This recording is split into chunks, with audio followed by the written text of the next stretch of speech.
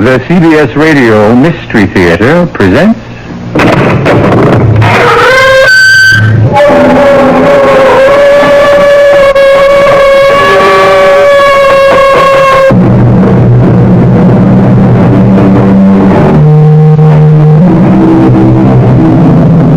Come in.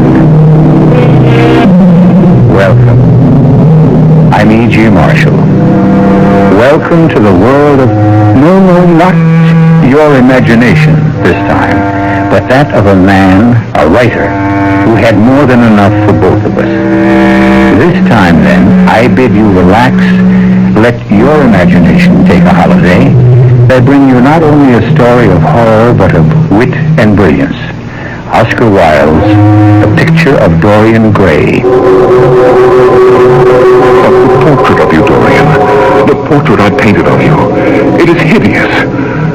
Dorian, what does this mean? It means that the wish, the frightful wish I made in your studio 18 months ago was granted. Impossible. The room is damp. Mildew has got into the canvas. The paints I used had some mineral poison in them. I tell you, the thing is impossible. This is the face of a monster. Yes, Howard. The face of a monster. The face of my soul.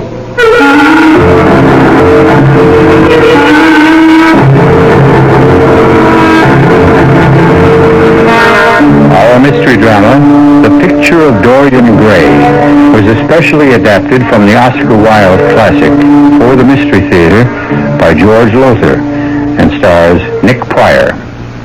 It is sponsored in part by Anheuser-Busch Incorporated, Brewers of Budweiser, and Buick Motor Division. I'll be back shortly with Act One.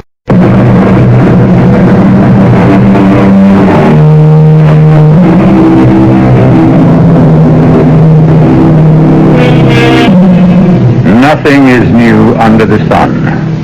This lib is as old as the Greeks, and the vaunted liberality of our times. You know, do your own thing. Live today, pay tomorrow. Whatever is pleasurable is right, was more than anticipated by a certain Victorian named Oscar Wilde, who in 1891 wrote The Picture of Dorian Gray.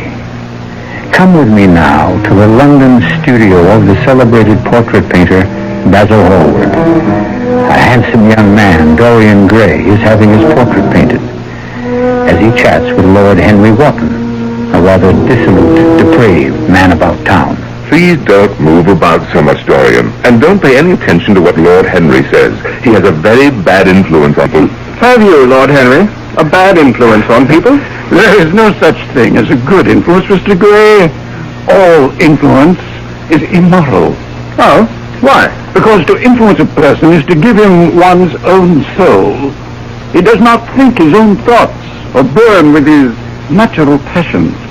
And so when one person influences another, if you were to influence me, for example, Your individuality would be to that degree destroyed. Just turn your head a little more to the right, Dorian. well, I doubt if you could influence me very much, Sir Henry. I'm told you're a very wicked man. Wicked? I only believe in living my life fully, completely, in giving expression to every thought, reality, to every dream. Most men believe in virtue. I believe in sin. In sin? Dorian, don't move, please. But of course, the only way to get rid of a temptation is to yield to it. A provocative thought, Lord Henry. The truth, nothing more. You, Mr. Gray, you yourself, a fresh youth of 20 summers, you have already had passions that made you afraid, thoughts that filled you with terror, daydreams and sleeping dreams whose mere memory might bring a flush of shame to your cheeks. Perhaps, take my advice. Live while you're young. Youth is the one thing worth having. Oh, I don't feel that way, Lord Henry. Because you are young. Have your youth. But someday when you're old and wrinkled and ugly, when thought has seared your forehead with its lines, and passion branded your lips with its hideous fires, then you will feel it. You will feel it terribly. You talk too much, Harry, and frankly, I don't much care for these thoughts you're putting into Dorian's head. Well, you will not talk any longer. The portrait is finished. Come and look at it. Oh. Well, Dorian, what is it? Why did you draw back from your portrait? Don't you like it? I like it too much. Too much. Well, what do you mean? You have painted me as I am, but as Lord Henry just said, someday I shall be old, wrinkled, ugly. Come, Mr. Gray, don't take me too seriously. Many years will pass before you are old. But why should it be that way? Why should this portrait keep what I must lose? If it were only the other way. If the picture could change, and I could always be what I am now. I'd sell my soul to the devil if that could be true. There's a portrait! Look out! The portrait's falling to the floor! God in heaven, Hallward, Lord Henry, you don't think the devil heard me, do you? Nothing as supernatural as all that, Dorian. I've been meaning to fix a cracked leg in that easel for weeks, and it finally broke, that's all. Is the portrait damaged? No, not in the least. Are you, Mr. Gray? I? Damaged? Did you mean what you said about selling your soul to the devil? I'm not sure. But you never know. If the portrait could grow old instead of me, I think I might. I really think I might.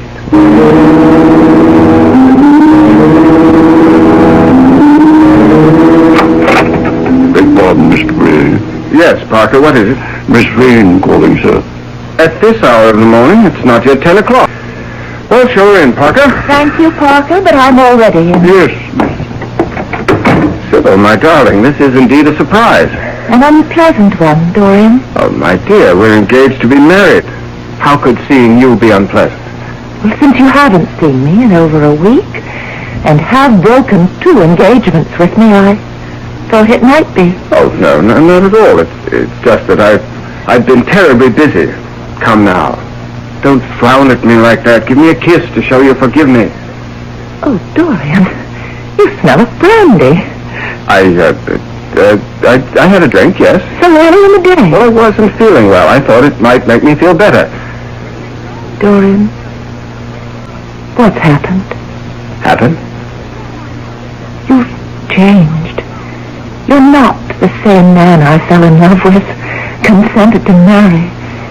You haven't been the same since that portrait of you over the fireplace came into this house. Well, that's a silly thing to say. You're certainly not blaming my portrait for what I do. No, I simply date the change in you from the day it was finished. But there is no change in me. You only imagine... Did I imagine you're not calling on me in a week? Did I imagine you're ignoring my messages? And the stories that I'm hearing about you? Do I imagine them? What stories?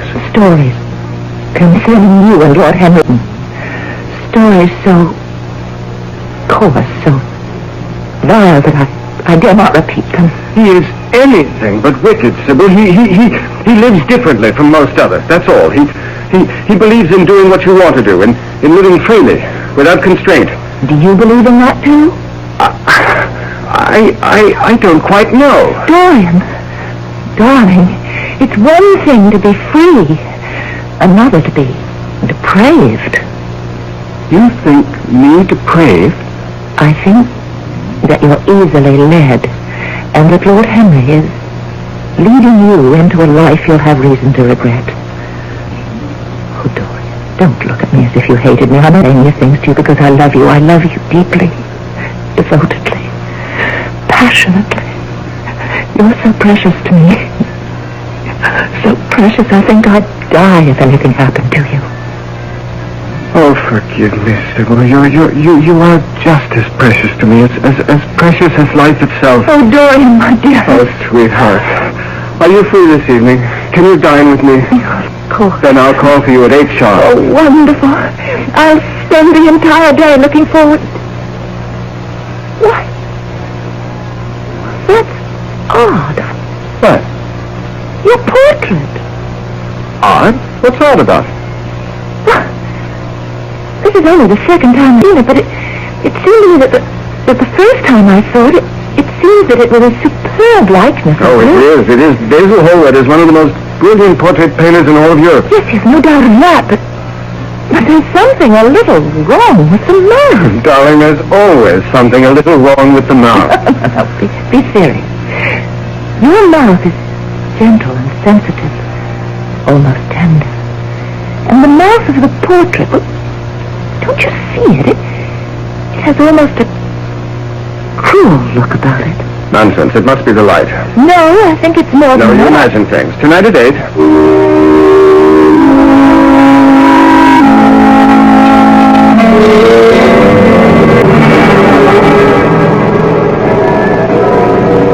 Dorian?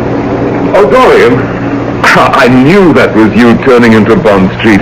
Oh, hello, Basil. How are you? Let me look at you. Oh, by heaven, you're the handsomest young hellion in all of London. Hellion? There's a good deal of talk going on around about your escapades, Dorian.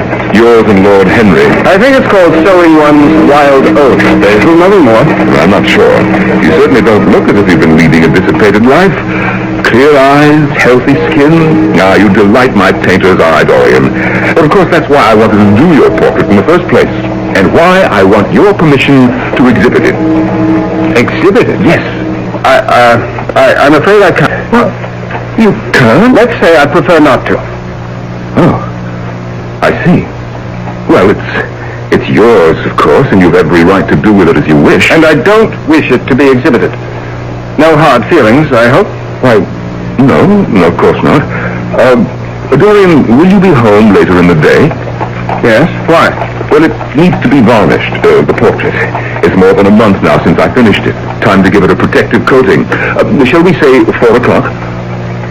Well, shall we? I'm afraid you've forced me to tell you something I'd rather not reveal to you, Basil. Oh? There isn't any portrait. I destroyed it. What? Oh, you don't mean that. I do indeed. You destroyed one of my finest... Why, in heaven's name, man, why? I simply didn't care for it, that's all. Well, you liked it well enough the first time you saw it. Very true, but the more I looked at it, the more I felt it wasn't me. I see that the stories about you are true. I was afraid they might be once I heard you'd become close friends with Harry Wotton. Your friend, too, Basil. Yes, but I'm older than you by 20 years, Dorian, and not easily led. Or rather misled. I am not being misled. I'm being taught, instructed, if you will, in what real pleasures life can hold if one will only let himself go.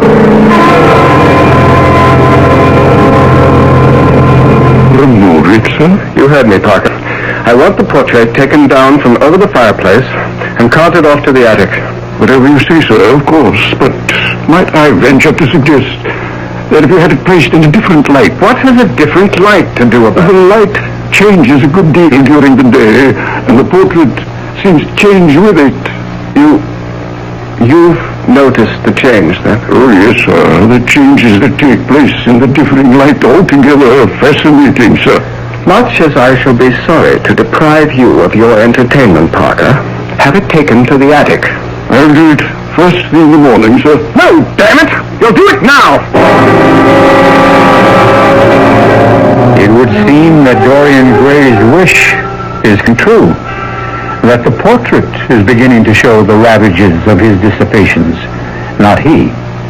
But if that is so, and certainly it seems to be, what price will he be forced to pay before the end is reached? Who sells his soul to the devil deals with a harsh bargainer.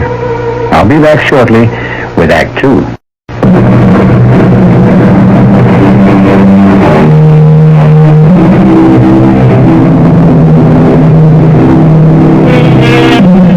Fearing the loss of youth, even though only 20 years old, young Dorian Gray states that he would be willing to sell his soul to the devil if he could remain young, while Basil Hallward's portrait of him grows old. Seemingly the devil has taken him at his word. Whereas Dorian Gray becomes more depraved and dissolute, the portrait shows the increasing ravages of the life he leads, while he remains the same handsome youth who sat for the picture some months ago. But his fiancée, Sybil Vane, is not fooled. I beg you, as you love me, Dorian, give up this sordid life, this life of gutter pleasures. How do you know what kind of life I lead, Sybil? You don't live it with me. Reports of your disgusting escapades, yours and Lord Henry's, are known in every drawing room in London. If you love me, you'll give them up. But you see, that's the point. I don't love you. Don't say that, Dorian. Even if you mean it only to wound me, to strike back, don't say it. It's of no consequence to me whether I wound you or not. You're not yourself. Not myself. My dear, I am more myself than I've ever been in all my life before. In any case, I'm sufficiently myself to tell you now what, for so-called reasons of decency, I have not told you before. I no longer love you. In fact, Sybil, I'm through with you. Dorian, you loved me. No longer. You gave me your heart, your very soul. My heart, I take back. As for my soul, it belongs to another, I'm afraid. I can't believe this.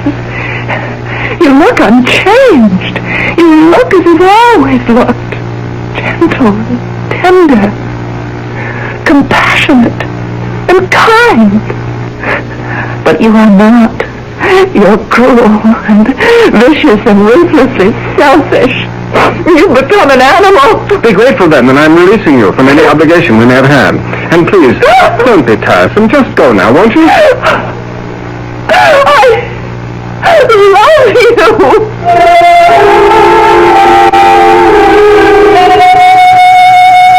Whom did you say, Parker? Mr. Basil Hallward, sir. That's who I thought you said. Well, I'm all late for the opera. Tell him I'm not at home. Yes, sir. I'm sorry, Mr. Hallward, but Mr. Gray is not... Mr. Hallward, please, you can't go in there. Hallward, how dare you? I must see you. I thought you wished never to see me again. I am not here from choice, Dorian. What did you do to Sybil Vane? I? Nothing. Whatever is being done to Sybil Vane, she did to herself. What do you mean by that nonsense? Simply that I told her I no longer love her and want none of her. Sybil is dead, Dorian. By her own hand. Pity. Well, now, if you'll excuse me. You aren't going to the opera. Why, yes. You have just heard of the death of the woman you loved. The woman who took her own life for love of you. And you can go to the opera? Death, my dear Hallward, is a most unpleasant subject. And I live only for pleasure. Good night.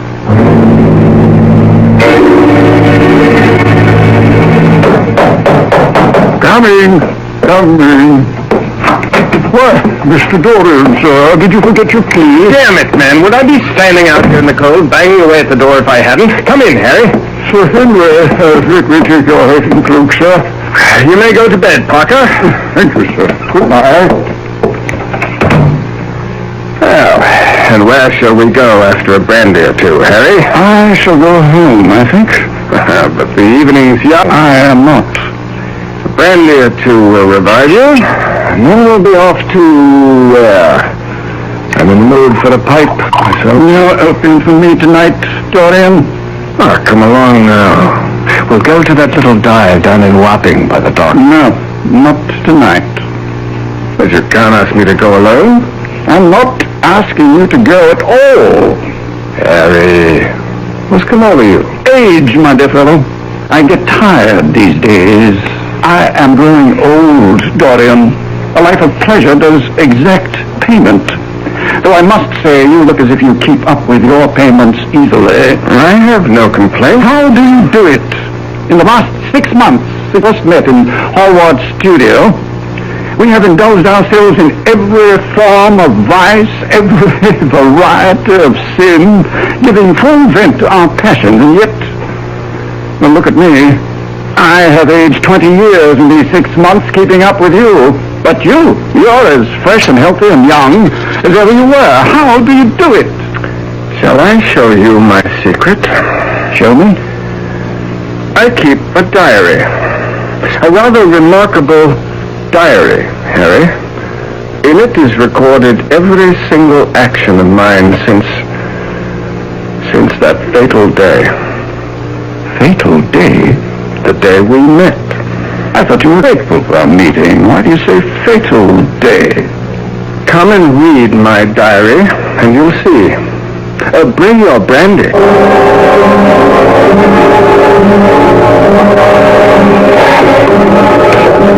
All these stairs, Dorian. Where are you taking me? The attic. Keep your diary in the attic? You'll see. Here we are. Wait a moment while I light a candle. All right, Harry. There. In that corner.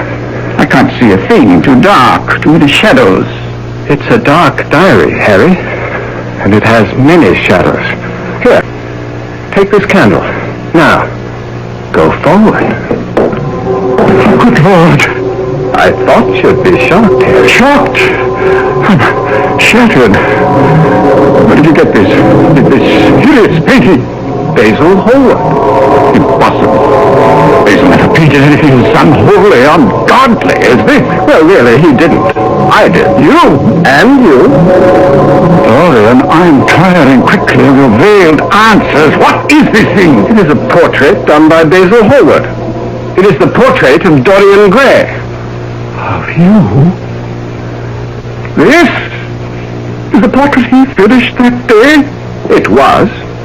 It no longer is. But I don't understand that. What has happened here? What indeed? Dorian, tell me what? I made a wish in Hallward's studio, you remember? No. I said I would willingly sell my soul to the devil if I could remain forever youthful, no matter what excesses of physical pleasure I indulged in, and only this portrait aged. Yes, now I remember, yes. The devil heard and remembered, even though you did not. It's incredible. So have been the vile delights you revealed to me, Harry. The gutter pleasures, as Sybil termed them. Celine, your fiancée? Yes. She's dead, Harry. Oh, no. Ah, yes. And by her own hand. She was silent. Why? Why?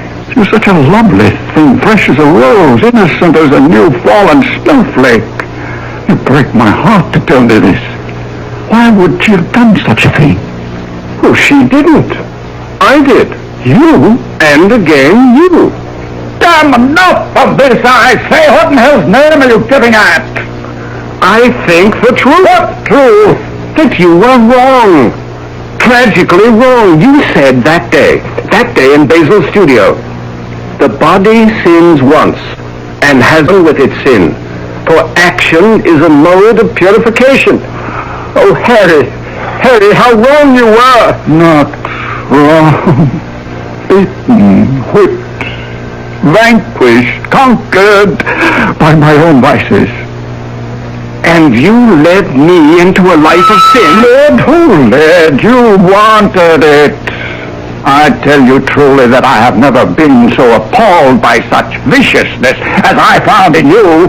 You said, that day you said, the only way to get rid of temptation is to yield to it. But I might have added that the only way to overcome temptation is to fight it.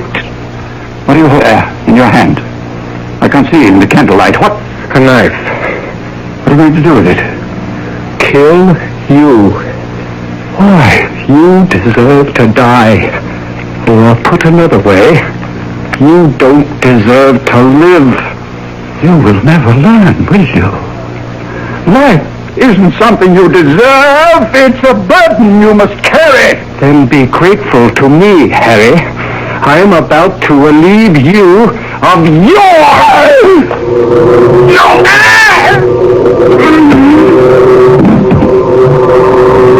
a good deed.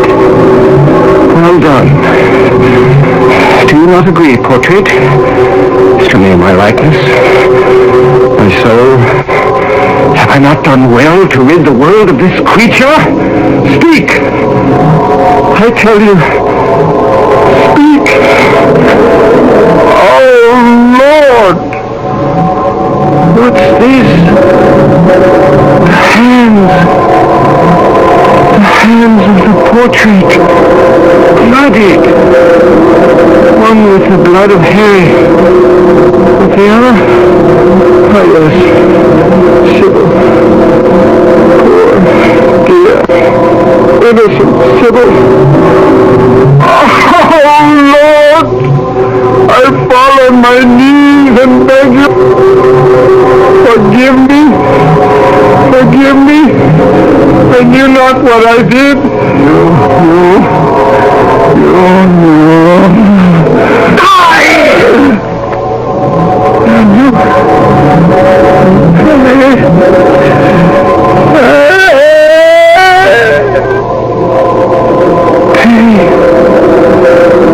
How much more? How much more?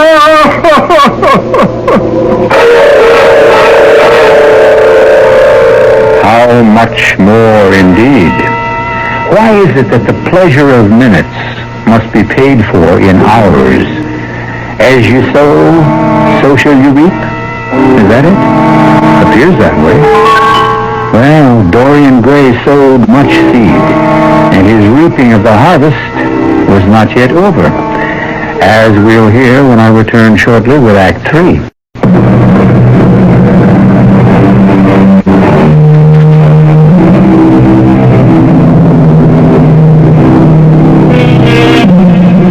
The mills of the gods grind slowly, but they grind exceeding fine, as they did and were yet to do for Dorian Gray.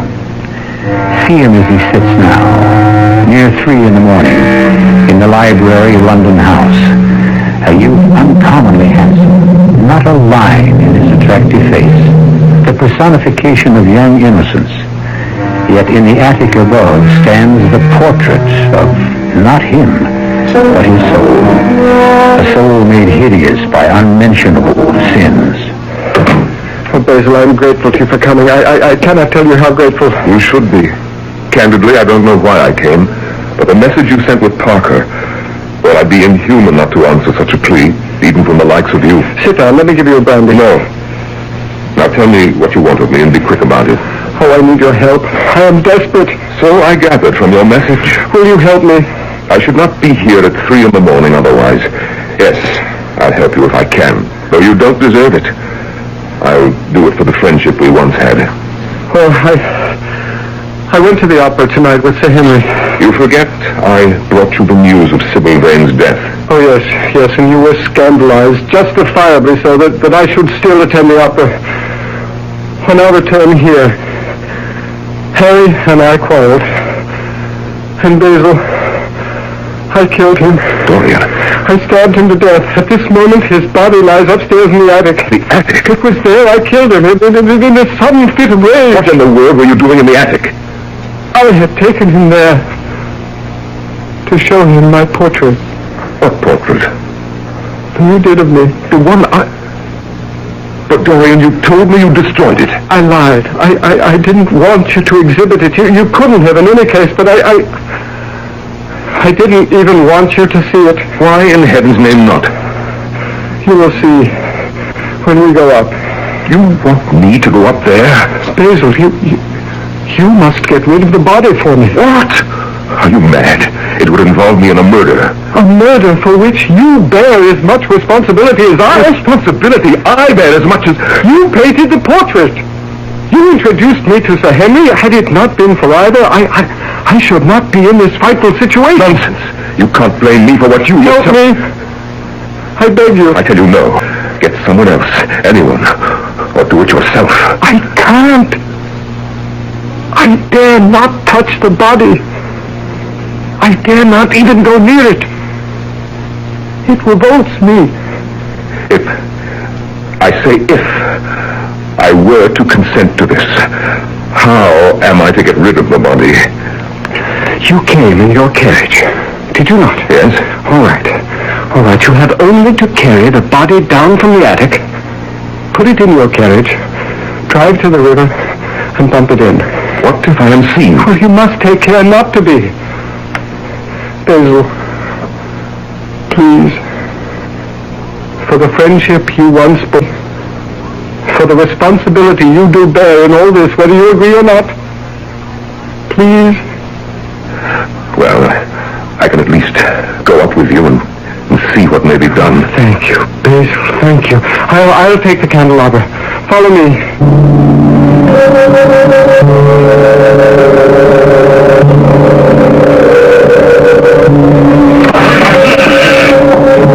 Take care, Basil. Don't stumble. There. Whatever Harry may have been, he was my friend. But I cannot help but say, the world is well rid of him. As it will be of me. On the night. Now, where is the portrait? Oh, you don't want to see that. Dorian, if you wish me to help you get rid of Harry's body, then you'll have to let me see the portrait. It's that or nothing. Very well. It's there, in the corner. Here, take the candelabra. Oh, thank you. You see? Oh, but this is horrible. Hideous. I never painted this. No, I did. No, it can't be. The room is damp. Mildew has got into the canvas. That would account for the green splotched cheeks. The paints I used had some mineral poison in them. Hence the cancerous growths on the nose, the forehead. Oh, heaven help me. This is the face of a monster. Yes, Basil. The face of a monster. The face of my soul. If this is what you are, truly are. It is. I am. I have nothing to do with you. Oh, you're not human. You're a devil. A fiend. Oh, let me out of here. Wait. You said you'd help. I must get out of here. I must leave this hellhole you call a hole. Basil. No, come back.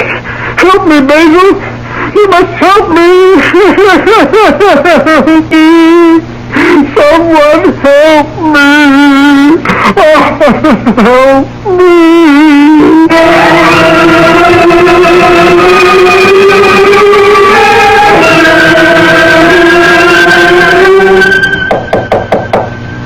Yes, come. What now, Parker?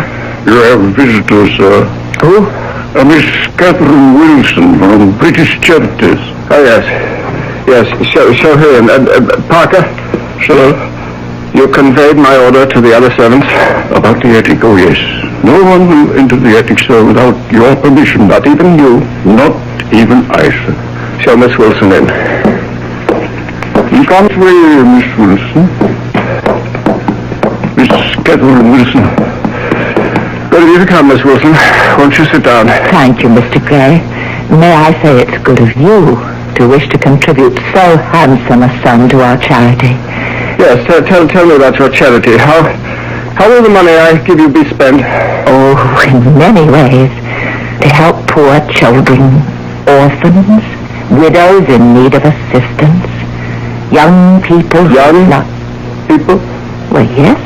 Young men, young women, many of whom need help in all sorts of ways. Why do you look at me like that? What did you say your name is? Catherine Wilson. Why do you ask? You look very much like a young woman I was engaged to marry once. It's strange. You didn't look like her when you came in, but now you seem to be changing before my very eyes. No, Mr. Gray. I am me. Oh, you're not. You're Sybil Vane. Mr. Gray. You're Sybil.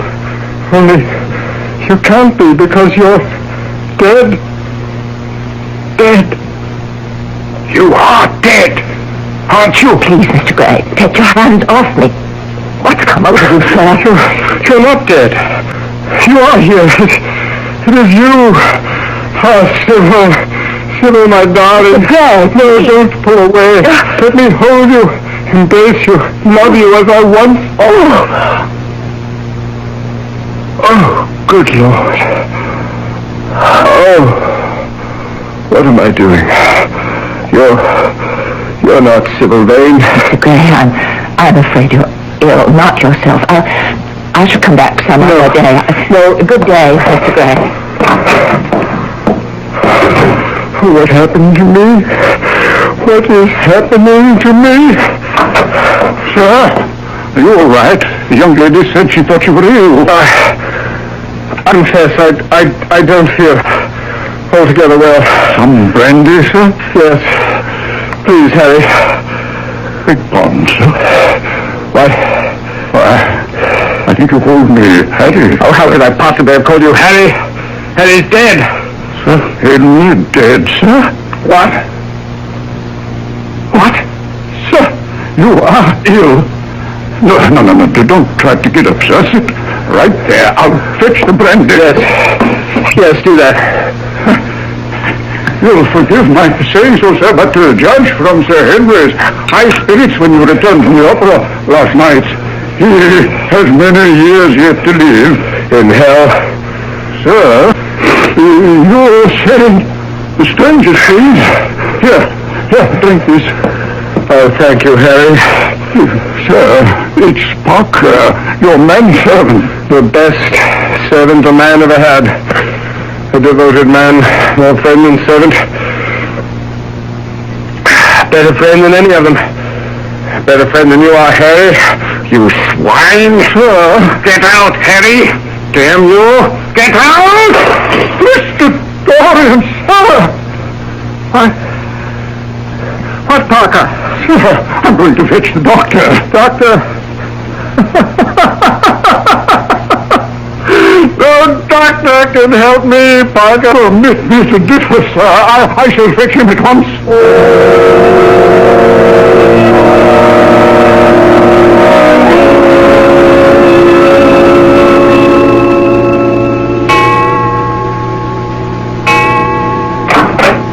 Who's there? Only Parker, sir. It's 11 o'clock. I thought I'd just look in on you before retiring. How do you feel, sir? Not well. I can't sleep. The powders the doctor prescribed, they don't help? They've made me worse, if anything. Filled my head with all sorts of fearful thoughts, Parker. Nightmarish thoughts of death. Decay. What have I done? Oh, what have I done? Now, Mr. Dorian, don't take on so. Why, for a man like you to have thoughts of death, that's so ridiculous. Look at you, so young, so handsome, so full of spirit. I am old and ugly and decayed. Sir, if you could see yourself in the glass, but never mind now. Here, let me pull the quilt up around your shoulders, and then you sleep. One thing more. Who was that at the front door earlier tonight? Oh, nothing important, sir. It was a message from Mr. Hallward's housekeeper, sir. Hazel's housekeeper? Why would she send a message? Well, she thought you'd want to know, since you were one of his closest friends.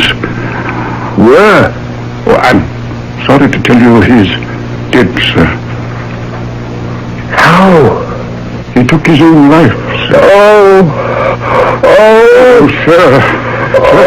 I shouldn't have told you. I'll fetch the doctor. No. Yeah, you need help.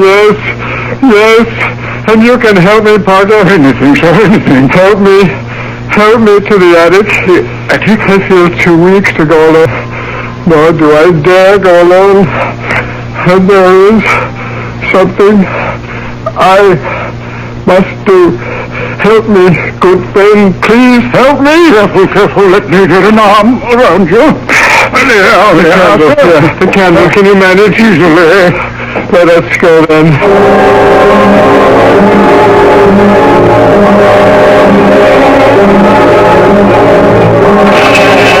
Here we are, sir.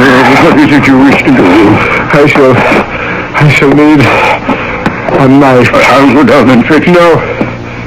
No need. Shine that candle over there. Yes, sir. Mr. Dorian, it looks like a body, a dead body. It is. Sir Henry's body. Henry? I murdered him last night with a knife. It is in his back. Take it out and bring it to me. Oh, sir. You said you would help me. Yes, and I shall. The knife, sir. And now, the portrait. Mr. Hallward's painting of you. The one we brought up here months ago. It is still there, in the corner, amidst the shadows. I must destroy it. Oh, no, sir. Bring the candle. Sir, I don't know what this is all about, Sir Henry. Murder, destroying your portrait, one of the most beautiful paintings that ever... Yes, now you see why it must be destroyed.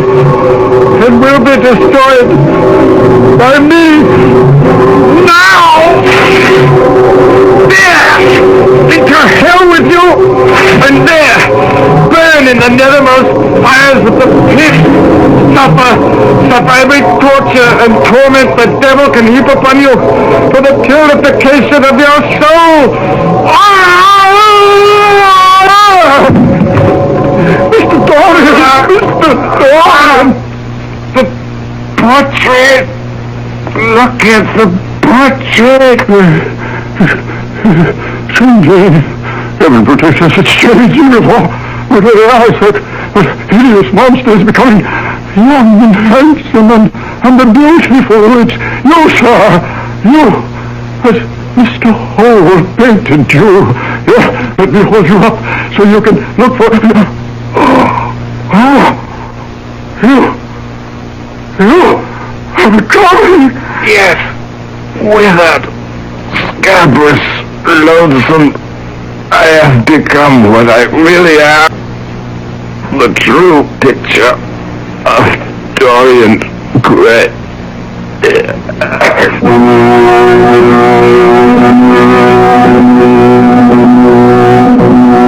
And so died Dorian Gray, turning physically into the hideous and loathsome thing which was his soul, as the portrait became once again the handsome youth he once had been.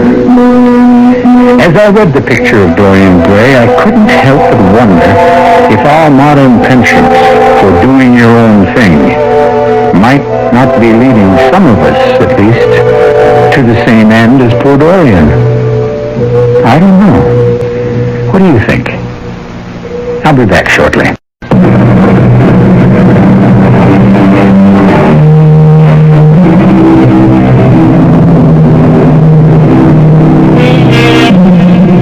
Oscar Wilde poured into the picture of Dorian Gray all his brilliant wit and all his wisdom, too.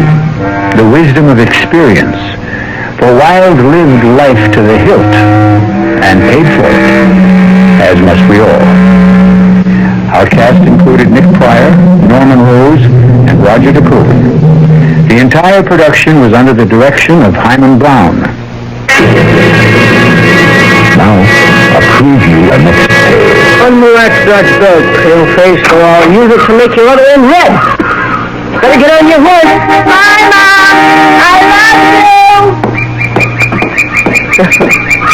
I love you too, Billy boy. And I also could kill your Uncle Ralph for this stupid birthday present. Guns. What place do they have in our life? Or anyone's? Why does the back door bell always ring when you're at the front?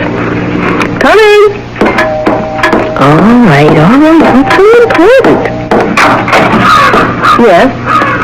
Hello, wife. Long time no see. Who are you? What do you...